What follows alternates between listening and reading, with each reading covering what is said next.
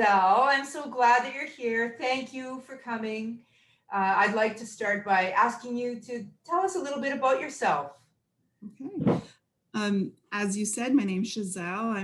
I've been a registered nurse for now over 20 years. I think I'm like at 23, 24 years. Always wanted to be a nurse, never considered anything else. Graduated from Dalhousie University, moved back home to a rural area. And I think the year I graduated, I was probably the only new graduate they had in our area because our diploma program had been closed for about 2 years. So they were just getting the degree program going. So I still remember to this day, the feeling I got with being a new grad and the support and sometimes the lack of support. So, but I've got two nurses that I will forever hold in my heart. So close because they are the ones who helped me get through. And I'm still in contact with them and every time I'm in the hospital and I see them, I do that. My 10 years of my practice was with VON, so home care nursing, home health, and I loved it. But with children and marriage and things, got to go to nursing education, which I absolutely adore and love. So my first stint was at Nova Scotia Community. Well, actually, no, it was in at Dalhousie School of Nursing, the Yarmouth site. So there's that little campus here. Did some skills lab work, and then actual faculty teaching was at Nova Scotia Community College in 2008, I believe. And that's where I first learned about NTF. And there was a PowerPoint that went around. One of the faculty had mentioned Judy, and I did some research, and I still remember the feeling. I actually get goosebumps when I think of it, even today, right now, that how did Judy get in my head? I couldn't get over it. Like, how did she get into my head? Like, because everything she was talking about, her research was exactly what I had gone through, that first year transition, and how stressful, but great, but you needed the support. And I'll never forget that. So kept learning a little bit more about Judy. And then I went to Dalhousie again to work. My term was done at NSCC. So I went to Dal again and working in the lab and clinical instructor. And that's when I sent that one little email to NTF, just the random, looking about more resources and how to get more involved. And I got a reply back from Judy. And I thought, oh my God, what did I do? So I went right to my manager's office and said, I did something, but it wasn't bad, thank God. And since then I've been, hook, line, and sinker into NTF, and I've stayed in nursing education. So now I am actually at NSCC. So I teach the practical nursing program. And you actually won the Torch Award in 2011. Tell us a little bit about that. That was wild. I was asked if I would be considered, if I was okay with being considered for the Torch Award. And I mean, I don't feel that old, but I mean, you can see I've got gray hair and I mean, I've got two teenagers now. So, I've got, I guess I'm older than I feel. And to win that, I remember getting the email that I had won, and I mean, and it came from Judy. So of course I was ecstatic. And I remember getting the award and crying, like tears, because I mean, I was so happy that I was recognized for the work that I was doing, and it wasn't just a one person thing. I mean, there's so many people that were working with me in Yarmouth, trying to get some transition support for students or new graduates and things like that. So, it was just amazing. What an honor. It is. Yeah. It was, and it's sitting on my shelf at work, and I get to look at it every day. The beautiful crystal award that I received. So it was just amazing. Like, well, I think very well deserved too. What a wonderful selection. I wanted to speak to nursing education and the global pandemic in the next part here. And I wondered, what was your first reaction in March when everything stopped? Where were you? What were you doing? And how did you feel that day? Yeah. In here in Nova Scotia, it was March break. So students, everybody was off on March break. So at NSCC, we have the same March break as the P to 12 school system. So I was home with my kids that week when the big announcement came, and then NSCC came with their announcement that everything was on hold for 2 weeks. And my students were in the middle of mental health clinical. So one half of the class had done their clinical and the other half was waiting for after March break. And I thought, what are we going to do? Like, panic stricken, like, and for my students at that time, they were so close to graduation, and so much of their final few months in March, so it would have been April, May, June, April and May, were clinical based. It was clinical groups. And then their final preceptorship where they learn so much and they can't wait because they're paired with an LPN. So there was a lot of discussions, a lot of what do we do, what ifs, plans A, B, C, D, and probably went up to E and F. But students were concerned. I can't lie. They were very concerned, as we were. What did they say to you in those first initial few days? What were you hearing from them in the first week? How are we going to finish? Like, for them, it was a year and a half plus of schooling. They were so close to the end, and they just wanted to finish. They wanted to get out there and work. And for the most part, they wanted to work even though there was a pandemic. I mean, they had some concerns because of the unknown, like most of us, but for the most part, like 99% of them wanted to be out there working. They wanted to finish so they could be there helping, you know, their soon to be colleagues and caring for people. So they were very, very concerned, and they wanted to finish. And for the majority of the PN students in Nova Scotia, it was finish by the end of May, graduate in June, and write your national exam, because we all know you need to write that national exam and be successful in order to work. So they just wanted, that carrot was so close, and they just wanted to get there. So the only thing we could do at the beginning is say, we will get you there. We have no idea how or when, what it will look like. For some of us, it was, I mean, I told my students if it meant working through summer, I'd be working through summer. Like, we had to get them through. So what ultimately happened after that? What did happen? How did you get them through? What happened? We got them through. Unfortunately, we weren't able to get them through quick enough to write their national exam in June. So the next writing of the exam was booked for September. So that was, to me, critical, and to many of my colleagues was very critical to get them through and finish so they could write then. Because the longer you go without writing, you know, that exam, you really need to get that written as soon as you can. So one issue we had was that the health authority here had put a hold on all clinical placements. Because there was so much unknown. We didn't know what was going on. Like, they didn't know, we didn't know. There were so many unknowns. So we kind of hoped that we'd get into clinical and they'd be able to get into clinical, but we weren't sure. And the longer we waited for answers and things, we weren't sure. So what we did in the end was we did virtual. We did some virtual simulations where students would care for their patient online and give medications and assessments and conversations. And the program was quite lovely, actually. It worked pretty well. We tweaked like the written critical thinking that we worked on it. We tweaked it to make it more real, valuable, not just filler. Like, we really wanted to make it worthwhile for them, because this was their last thing. The other thing we did, though, that was probably the most useful, I think, was a group of 5 of us at NSCC. We've been referred to as the Fab 5 by a few people.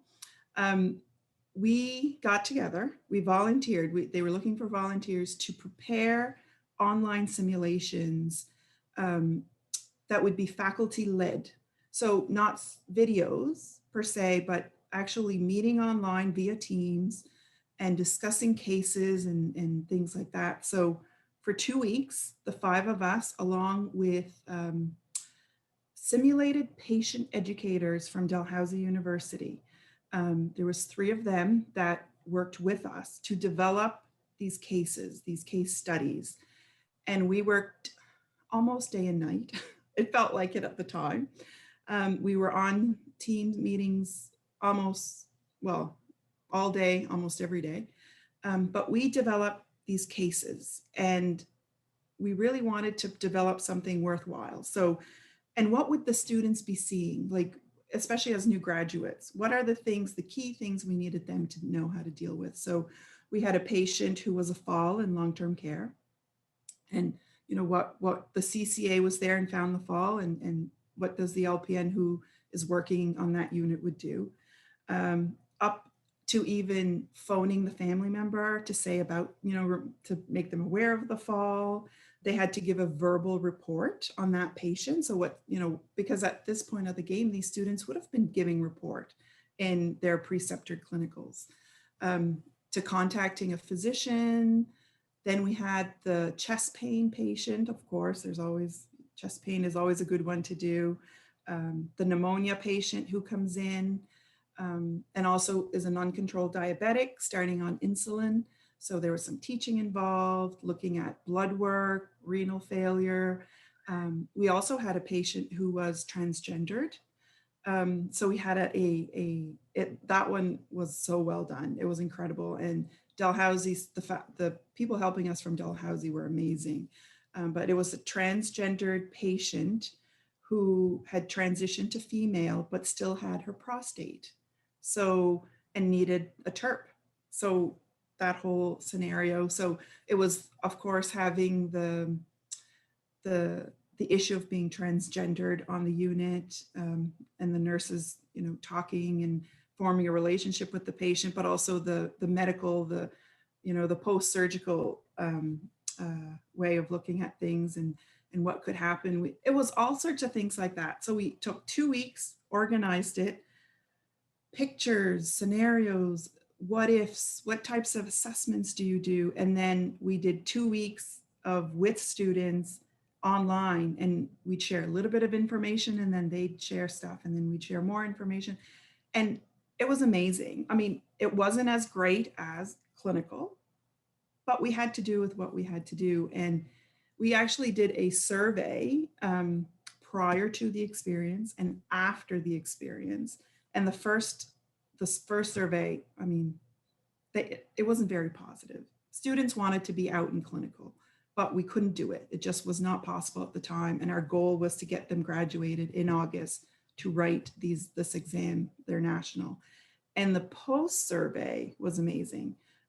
They said, like, my academic chair read the both surveys and he says, well, you took some students that were very concerned, worried, not really hopeful, and the result was quite positive. So, and did they pass their exam in September? The majority did. And for the most part, from what I've heard from students, or graduates, I should say now, that are working, they're doing pretty good. Most of their employers, if not all, have recognized that they did not graduate like they should have with their clinical. However, they're offering them a little bit more orientation, a little bit more time, and it's working out. So thankfully. That's really good to hear. That's really good to hear that you survived that time. So between then and now, what's changed now as you perhaps adapt to a new normal? What's changed in nursing education? Well, for us at NSCC, we are, and even at Dalhousie as well, because I'm still in contact with my colleagues there, it's virtual classrooms.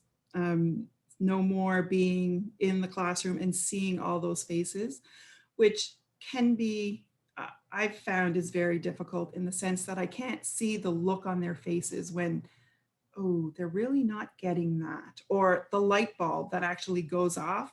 Like, it's the best feeling in the world to see it and experience it with students. So that's been a challenge for sure, but we're doing the virtual classrooms. We're encouraging them to use their cameras, which now that they've had a bit of practice with, they're becoming more comfortable, which is really good. And we're taking every advantage we have when we get them in the skills lab, because they still need to come in and practice their skills. So we've divided them up in smaller groups, which I think is a positive. They get more one-on-one time with their skills lab instructor. For us especially, it's one instructor to 8 students, which usually we have more than that in the lab. Usually I think it's 1 to 15. So they're getting way better experience in the skills lab. They're getting way more time with the instructor. So I think it's actually a positive. We did take our classroom and emptied it out. The facility staff was amazing. They took everything out of our classroom, and we actually moved beds from our lab to the classroom. So everybody's socially distanced even more than what we usually did. And we're fortunate at my campus that we have a door in between the classroom and the skills lab. So everybody's really handy to everybody, but we've got 2 groups in there, and then in the afternoon we get 2 more groups, but it's great. So the campus doesn't look like it should. We're missing seeing people's faces, but we're going with it, and we're just hoping that hopefully soon we'll be able to get back to normal. But I have 31 students in my class. They're all eager. They all want to learn. They're asking lots of questions, and they seem to be doing pretty well. We're rolling with the punches, and that's nursing. There's never a dull day. There's never the same thing twice. It's just the way we do it. We just go with it and do the best we can. What do you think new graduates in this context are going to be coping with?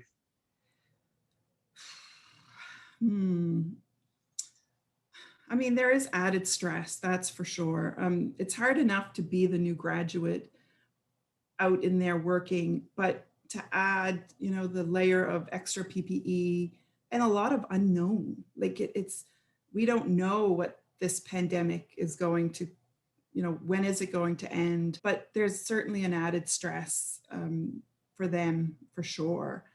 Not just the new grad, but just everything else. And some places are a little slower at hiring, it seems. So they're really working really hard, but it's all part of being managed and trying to make sense of all this for them and for their employers. Do you have any final thoughts that you'd want to offer to a new graduate or final year student of yours? If you could just in a few sentences give them some words of wisdom, what would it be?